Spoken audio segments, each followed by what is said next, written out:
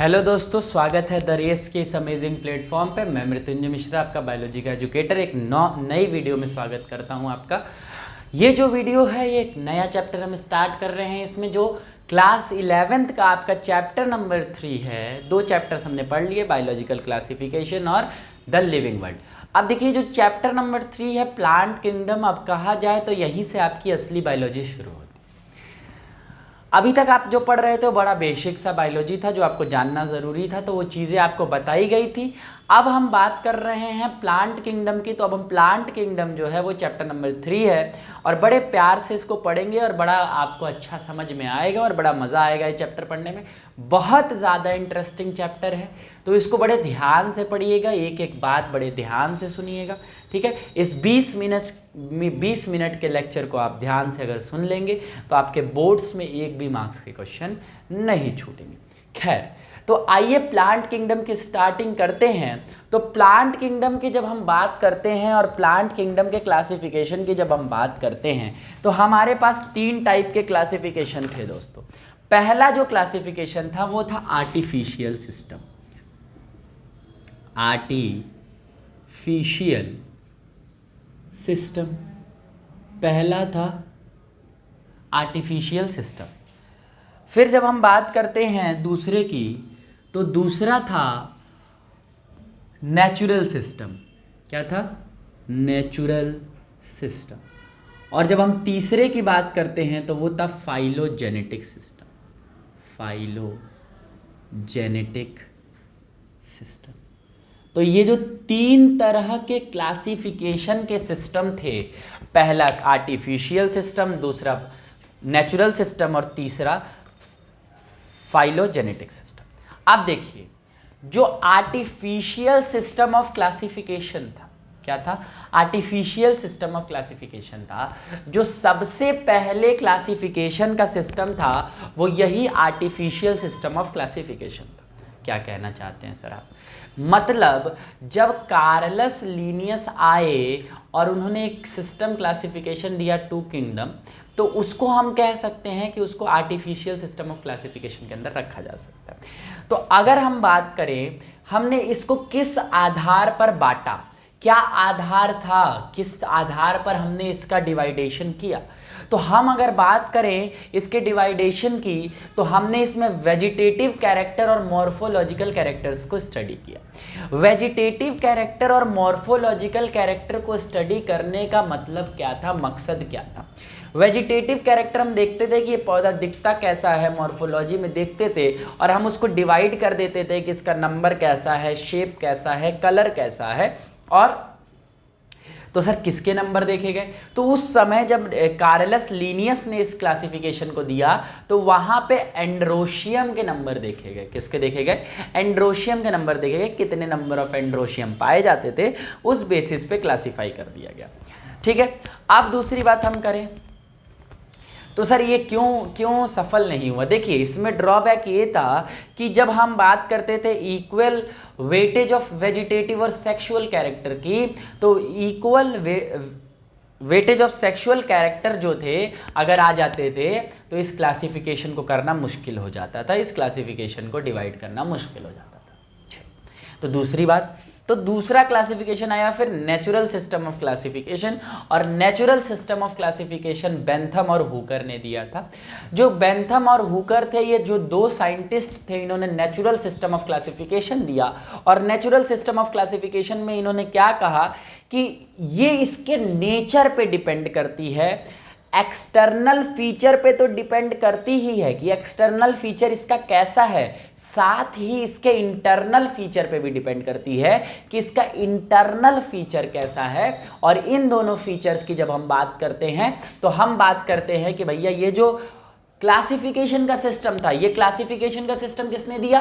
Bentham और Hooker ने दिया। और जब बेंथम और हुकर की हम बात करते हैं तो बेंथम और हुकर ने क्या देखा? एक्सटर्नल फीचर्स भी देखे और इंटरनल फीचर्स भी देखे, ठीक है। और इसमें इन्होंने दोनों फीचर देख के और क्लासिफाई कर दिया। दूसरी बात, फाइलोजेनेटिक सिस्टम ऑफ क्लासिफिकेशन क्या था? तो फाइलोजेनेटिक सिस्टम ऑफ क्लासिफिकेशन कहता था कि फाइलोजेनेटिक मीन्स इनका इवोल्यूशनरी रिलेशनशिप कैसा है, इनकी ओरिजिन कैसे है, ये कहां से ओरिजिनेट हुए, उस सिस्टम पे ये फाइलोजेनेटिक सिस्टम ऑफ क्लासिफिकेशन है। खैर, ये क्लासिफिकेशन का सिस्टम था, ठीक है।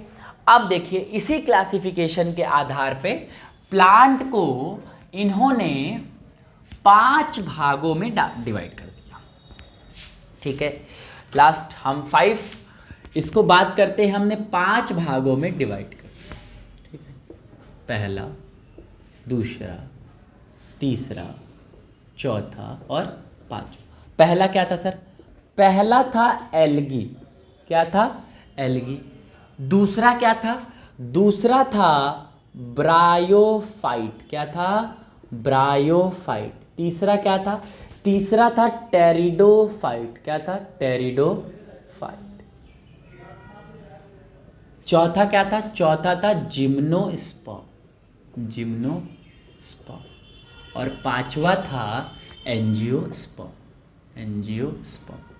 तो इवोल्यूशनरी बेसिस पे जब हमने डिवाइड किया तो पहले एल्गी अराइज हुए होंगे, फिर ब्रायोफाइट अराइज हुआ होगा, फिर टेरिडोफाइट अराइज हुआ होगा, फिर जिम्नोस्पर्म अराइज हुआ होगा और at the last angiosperm arise हुआ होगा। तो हमने कहा ये जो बात है, ये बात हुई क्लासिफिकेशन ऑफ प्लांट किंगडम की, और क्लासिफिकेशन ऑफ प्लांट किंगडम और जब हमने किया तो इनको 5 भागों में बांट दिया, एल्गी, ब्रायोफाइट, टेरिडोफाइट, जिम्नोस्पर्म और एंजियोस्पर्म, ठीक है। तो अब हम क्या करेंगे, इसको सबको हम अलग अलग स्टडी करेंगे। तो पहला हमको पढ़ना है वो है एल्गी। तो आइए एल्गी स्टार्ट करते हैं और एल्गी क्या होती है ये समझने की कोशिश करें। अब देखिएगा, एल्गी एक तरह का प्लांट है, क्योंकि प्लांट किंगडम में हम इसको पढ़ रहे हैं तो ये एक तरह का प्लांट ही हुआ। और जब हम एल्गी की बात करते हैं तो एल्गी क्या है? ये सिंपल स्ट्रक्चर होता है। इसका कैसा स्ट्रक्चर होता है? सिंपल स्ट्रक्चर होता है। और ये जो सिंपल स्ट्रक्चर होता है ये थायलॉइड होता है। अब थायलॉइड की कहानी क्या है सर? देखिए, थायलॉइड का मतलब ये होता है कि जब लीफ, रूट और स्टेम में हम डिफरेंशिएट ना कर पाए। किसमें डिफरेंशिएट ना कर पाए? लीफ, रूट और स्टेम में जब हम डिफरेंशिएट ना कर पाए तो उसको हम कहते हैं एल्गी, सॉरी थायलॉइड स्ट्रक्चर, ठीक है। अब देखिए, दूसरी बात कहता है कि ये ऑटोट्रॉफिक है। देखिए, 2 तरह के ऑर्गेनिज्म, मोड ऑफ न्यूट्रिशन 2 तरीके का हो सकता है, एक ऑटोट्रॉफिक हो सकता है और एक हेटेरोट्रॉफिक हो सकता है। तो ऑटोट्रॉफिक और हेटेरोट्रॉफिक में अंतर क्या? ऑटोट्रॉफिक का मतलब ये कि ये कैसे होंगे? ये कैसे होंगे? सेल्फ न्यूट्रिशनल, मतलब अपना जो खाना है ये खुद बनाएंगे, ठीक है। तो ऑटोट्रॉफिक है। एल्गी पहला कैसा है? सिंपल है, थायलॉइड है, ऑटोट्रॉफिक है। चौथी और आखिरी बात कि इसके अंदर क्लोरोफिल होता है। क्या होता है? क्लोरोफिल होता है, ठीक है। तो हम 4 बातें लिख सकते हैं एल्गी के बारे में। पहली बात लिखेंगे सिंपल, सिंपल बता दिया। दूसरी बात लिखेंगे थायलॉइड, थायलॉइड भी बता दिया। तीसरी बात हम लिखेंगे, क्या बताया था? ऑटोट्रॉफिक, ऑटोट्रॉफिक, ये भी बता दिया। और चौथी बात लिखेंगे क्लोरोफिल। हाँ भैया, ऑटोट्रॉफिक है तो क्लोरोफिल तो होगा ही। अगर ऑटोट्रॉफिक है तो क्लोरोफिल तो होगा ही। अगर ऑटोट्रॉफिक है तो क्लोरोफिल तो होगा ही, ठीक है। दूसरी बात हम बात करें अगर इनके हैबिटेट की, तो हैबिटेट मोस्टली जो है, हैबिटेट मतलब ये रहते कहाँ हैं, तो मोस्टली अगर हम हैबिटेट की बात करते हैं तो इनका हैबिटेट एक्वेटिक होता है। एक्वेटिक होता है। इनका हैबिटेट कैसा होता है? इनका हैबिटेट होता है एक्वेटिक। मरीन भी हो सकता है और फ्रेश भी हो सकता है, मरीन भी हो सकता है और फ्रेश भी होता है। तो सर क्या केवल ये एक्वेटिक ही पानी में ही पाए जाएंगे? नहीं, ये मॉइस्ट स्टोन पे भी पाए जा सकते हैं, मॉइस्ट स्टोन, वेट वुड पे भी पाए जा सकते हैं, वेट वुड, और सॉइल्स में भी पाए जा सकते हैं। ठीक है, एल्गी समझिए, आपने एल्गी देखी होगी, काई देखी है, जहाँ पानी हमेशा गिरता रहता है, वहाँ जब आप जाएंगे तो वहाँ पे आपको एल्गी देखने को मिलेगी। ठीक है, आप हरी हरी जो चीज़ें होती है जिस पर पैर कभी कभी फिसल जाता है, वही एल्गी है। ठीक है, वो एक तरह का ग्रीन एल्गी है। ठीक है, अभी हम एल्गी का क्लासिफिकेशन भी आगे पढ़ेंगे, फिर बताएंगे हम आपको कि एल्गी कितने तरीके की होती है। चलिए, खैर अब हम आगे की बात करते हैं। तो क्या सर एल्गी किसी के साथ सिम्बायोटिक रिलेशनशिप में भी रहता है? बिल्कुल रहता है। अगर हम एल्गी के सिम्बायोटिक रिलेशनशिप की बात करें तो एल्गी दो चीज़ें आपके एनसीईआरटी में दी हुई हैं, symbiotic relationship with algae, symbiotic relationship with algae. पहला जो है वो है लाइकेन, पहला क्या है? लाइकेंस। दूसरा जो है वो स्लॉथ बियर। ठीक है, इन दोनों के साथ ये सिम्बायोटिक रिलेशनशिप में रह सकती है। तो एल्गी की इतनी सी कहानी आपको समझ में आ गई होगी, एल्गी की इतनी कहानी समझ में आ गई होगी। तो इतनी बातें नोट करिए, फिर हम आगे की बात एल्गी में करते हैं।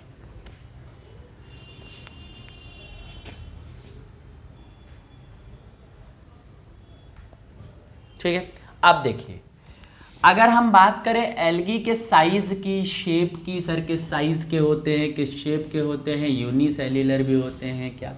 तो अगर हम बात करते हैं एल्गी के साइज की, साइज ऑफ एल्गी की अगर हम बात करें तो ये हाईली वेरिएबल होता है।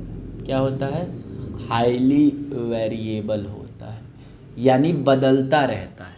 तो पहली बात क्या कि अगर हम माइक्रोस्कोपिक यूनिसेल्युलर फॉर्म की बात करें, ठीक है, माइक्रोस्कोपिक यूनिसेल्युलर फॉर्म, तो माइक्रोस्कोपिक यूनिसेल्युलर फॉर्म की बात करते हैं तो इसमें एक एग्जांपल आप लिख सकते हैं, क्लेमाइडोमोनास। क्या लिख सकते हैं? क्लेमाइडोमोनास।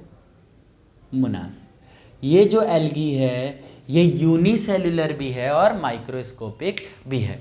तो ये है। दूसरी बात हम कर सकते हैं कोलोनियल फॉर्म। पहला तो ये माइक्रोस्कोपिक हुआ, दूसरा कॉलोनियल फॉर्म, यानी कॉलोनी में रहने वाले, कॉलोनियल फॉर्म। अब इसमें आप एग्जाम्पल लिख सकते हैं वॉल्वॉक्स। वॉल्वॉक्स एक ऐसी एल्गी है जो हमेशा कॉलोनी में रहती है। तीसरा फिलामेंटस फॉर्म, तीसरा फिलामेंटस फॉर्म। तो फिलामेंटस फॉर्म में पाए जाते हैं, इसके एग्जाम्पल आप लिख सकते हैं Ulothrix and spirogyra, Ulothrix and spirogyra. तो ये बात ध्यान रखिए, ये इसके हमने साइज़ की बात की कि साइज़ वेरिएबल है कि नहीं। ठीक है, अब आइए हम बात करते हैं इसके रिप्रोडक्शन की कि सर ये रिप्रोड्यूस कैसे करता है। ठीक है, देखिए ये रिप्रोड्यूस जो करता है वो वेजिटेटिवली भी रिप्रोड्यूस कर सकता है, एसेक्सुअली भी रिप्रोड्यूस कर सकता है और सेक्सुअली भी रिप्रोड्यूस कर सकता है। तो आइए हम इसके रिप्रोडक्शन की बात करते हैं। तो जब हम इसके रिप्रोडक्शन की बात करेंगे, किसके? रिप्रोडक्शन ऑफ एल्गी की बात करेंगे, तो रिप्रोडक्शन ऑफ एल्गी में हमने जाना कि ये तीनों टाइप का रिप्रोडक्शन करता है। पहला जो है वो है वेजिटेटिव रिप्रोडक्शन। क्या है? Vegetative reproduction. ठीक है, वेजिटेटिव रिप्रोडक्शन का मतलब क्या? कई सारे फॉर्म है, जैसे फ्रेगमेंटेशन है, बडिंग है, ये सारी चीज़ें क्या हैं? ये है वेजिटेटिव रिप्रोडक्शन की।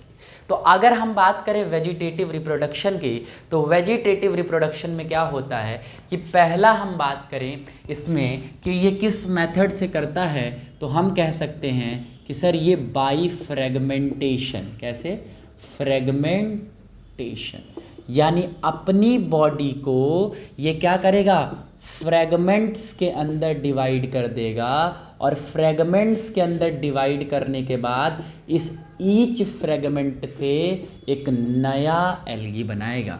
ईच फ्रेगमेंट कन्वर्ट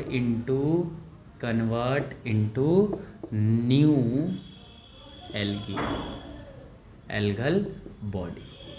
बोलो, इतनी बात समझ में आई कि भैया वेजिटेटिव रिप्रोडक्शन तो कर रहा है। वेजिटेटिव रिप्रोडक्शन कैसे कर रहा है, फ्रेगमेंटेशन से कर रहा है, और फ्रेगमेंटेशन से क्या हो रहा है कि फ्रेगमेंट डिवाइड कर रहे हैं, और एक एक फ्रेगमेंट जो है कि एक एक एल्गी में डिवाइड कर रहा है। दूसरी बात, एसेक्सुअल रिप्रोडक्शन भी ये करता है। क्या करता है, एसेक्सुअल रिप्रोडक्शन। अब ये जो एसेक्सुअल रिप्रोडक्शन है ये कैसे करता है, ये जो एसेक्सुअल रिप्रोडक्शन है ये by the production of spore, किसके, by the production of spore, किसका फॉर्मेशन कर रहा है, प्रोडक्शन ऑफ स्पोर्स का फॉर्मेशन कर रहा है। और ये स्पोर्स के फॉर्मेशन के साथ साथ ये क्या करता है, ये आगे डिवाइड करता है। अब कौन से तरह के स्पोर्स बनाता है, ज़्यादातर जो है ये जू स्पोर्स का फॉर्मेशन करता है। ठीक है, मोस्ट कॉमनली जू स्पोर्स का फॉर्मेशन करता है। ठीक है, मोस्ट कॉमनली, ठीक है, जू स्पोर्स का फॉर्मेशन करता है। अब देखिए ये मोटाइल होते हैं। मोटाइल का मतलब ये है कि ये फ्लैजेलेटेड होते हैं, फ्लैजेलेटेड होते हैं। दूसरी बात कि स्पोर जो है, spore convert into new algal body, new algal body. बोलिए, आपको वेजिटेटिव रिप्रोडक्शन और जो आपका एसेक्सुअल रिप्रोडक्शन है ये बड़े प्यार से, बड़ा अच्छा आपको समझ में आ गया होगा। दूसरी बात हम करें, अगर हम सेक्सुअल रिप्रोडक्शन की बात करते हैं तो सेक्सुअल रिप्रोडक्शन में हम देखते हैं कि सेक्सुअल रिप्रोडक्शन में क्या होता है। सेक्सुअल रिप्रोडक्शन हमने आपको बताया भी है। सेक्सुअल रिप्रोडक्शन में होता है, सेक्सुअल रिप्रोडक्शन में होता है फ्यूजन ऑफ गैमीट। क्या होता है, फ्यूजन ऑफ गैमीट, यानी गैमीट का फ्यूजन होगा, दो गैमीट का फॉर्मेशन होगा, और जब गैमीट्स बनेंगे तो उन गैमीट्स का फॉर्मेशन होगा। अब सेक्सुअल रिप्रोडक्शन कितने टाइप के हो सकते हैं, तो अगर हम बात करें टाइप्स ऑफ सेक्सुअल रिप्रोडक्शन की, टाइप्स ऑफ सेक्सुअल रिप्रोडक्शन की अगर हम बात करते हैं तो ये जो सेक्सुअल रिप्रोडक्शन है ये तीन तरीके का हो सकता है, तीन तरीके का हो सकता है। पहला तरीका इसका हो सकता है आइसोगैमस। क्या हो सकता है, पहला तरीका देखिएगा सेक्सुअल रिप्रोडक्शन का है आइसोगैमस। अब ये जो आइसोगैमस है, इस आइसोगैमस की कहानी सुनिएगा। आइसोगैमस में जो दोनों गैमीट्स का फॉर्मेशन हो रहा है वो दोनों गैमीट्स का फॉर्मेशन सिमिलर साइज का होगा। तो पहली बात ये आई कि जो गैमीट हैं, fusion of gamete of similar size, यानी जो सिमिलर साइज के गैमीट हैं उनका फ्यूजन हो रहा है। सर ये किस तरह के एल्गी में हो सकता है, ये होता है यूलोथ्रिक्स और स्पाइरोगाइरा। आप इस पर लिख सकते हैं यूलोथ्रिक्स और स्पाइरोगाइरा। दूसरे तरह का टाइप क्या है, पहला हो गया आइसोगैमस, दूसरा है एनआइसोगैमस। क्या है, एनआइसोगैमस। अब ये एनआइसोगैमस क्या है, देखो एनआइसोगैमस का मतलब है जो फ्यूजन ऑफ गैमीट हो रहा है, fusion of gamete of dissimilar size, दोनों का साइज मैच नहीं कर रहा है। ठीक है, ठीक है। इसके एग्जाम्पल आप लिख सकते हैं यूडोरीना। क्या लिख सकते हैं, यूडोरीना की कुछ स्पीसीज ऐसी हैं जो ये करती हैं। बोलिए, इतनी बात समझ में आ गई। आइसोगैमस, एनआइसोगैमस और अब हम पढ़ने जा रहे हैं oogamous। क्या पढ़ने जा रहे हैं? oogamous की हम बात करते हैं। oogamous में क्या होता है? एक लार्ज होता है और एक स्मॉल होता है। ठीक है, ठीक है। अब देखिए oogamous में फीमेल वाला लार्ज होगा और मेल वाला स्मॉल होगा, मेल वाला स्मॉल होगा। इसका एग्जाम्पल आप लिख सकते हैं वॉल्वॉक्स और फ्यूकस, वॉल्वॉक्स और फ्यूकस। तो ये 3 तरह के सेक्सुअल रिप्रोडक्शन थे, आइसोगैमस, oogamous एंड आइसोगैमस। ठीक है, आपको ये सारी बातें समझ में आई होंगी। कल हम बात करेंगे बेनिफिट्स ऑफ एल्गी की, कई सारी बेनिफिट्स हैं एल्गी की। नेक्स्ट वीडियो में मिलते हैं। होप करता हूँ ये वीडियो आपको समझ में आया होगा बहुत अच्छे से। ठीक है, आप अपने दोस्तों के साथ इसको शेयर करिए, लाइक करिए, चाहे मत करिए, लेकिन इस वीडियो को बहुत सारे लोगों तक पहुँचाइए जिससे बहुत सारे लोग बेनिफिटेड हो सकें। Thank you very much. नमस्ते।